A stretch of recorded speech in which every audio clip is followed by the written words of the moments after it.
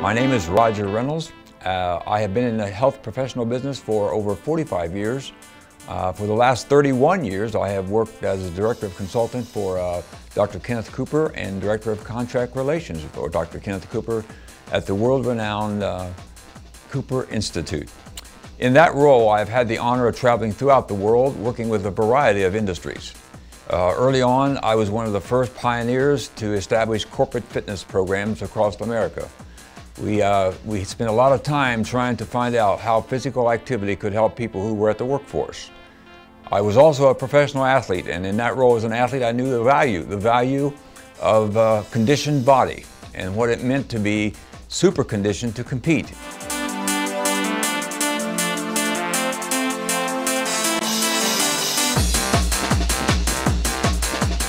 If we had the same research that we had back in 1965, we would probably not be doing much different.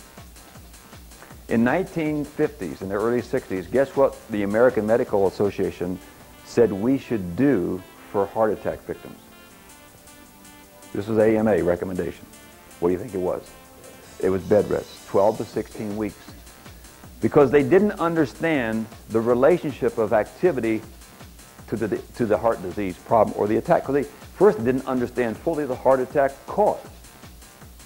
These were younger people. Now we have younger people subjected to vascular trouble. Can anybody guess what we do with heart attack victims now? In less than 12 hours following the heart attack, heart surgery, open heart surgery, they can be doing passive exercise. Within 3 days or so, they can have them up and moving and out of the hospital. We've never fully understood the paradigm shift of the value of physical activity. We're not getting ready to play a game on Sunday. We're getting ready to stop a heart attack from happening. We're not getting ready to go out here and do something to fight a war. We're getting ready to help my diabetes. It's a different war front. It's a different enemy. The enemy now comes from within. In the years past, we have excluded programs and provided programs for those who needed it the most. And sometimes I found in my career, the ones who needed it the most were not doing much at all to help themselves. My background goes to all levels, from senior citizens down to children, that I've worked with all ages and all genders, if you will, and I've traveled throughout the world in that capacity. So I've had the honor of working and developing programs for the military, the law enforcement community, fire service, Native Americans, if you will, also the government, and also to help set up the exercise facility for the White House, if you will. So in that role, I have had the honor and privilege of seeing how physical activity becomes a major asset in helping people live better lives. Throughout history, we have learned the lesson of sedentary living or inactivity. Inactivity in some of the research today has demonstrated that almost 1 in every 10 deaths throughout the world are attributed to inactivity.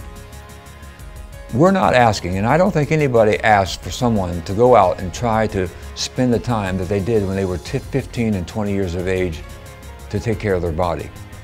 What we have learned is that there are stages that we go through that we have to learn to adjust, if you will. This is not a 90-day wonder program. I don't think we should look at a 30-day, 30 pounds off. Those are all indicators that somebody is trying to sell us something that might possibly work short term, but it would not change the behavior. What we want here is a changing of people's behavior as the way they view themselves and the way they view activity. Now, this was summarized and well documented by Dr. Prochaska and his colleagues, and he explained to us, that's world known now today, starting with smoking cessation and other forms of behavior addictions, that we go through stages of change. I think the cardiovascular exercise, which would include also a recumbent bike, one which you're sitting down and pumping forward, which we have, and that you would then pumping forward here, I think that is the hub of your program.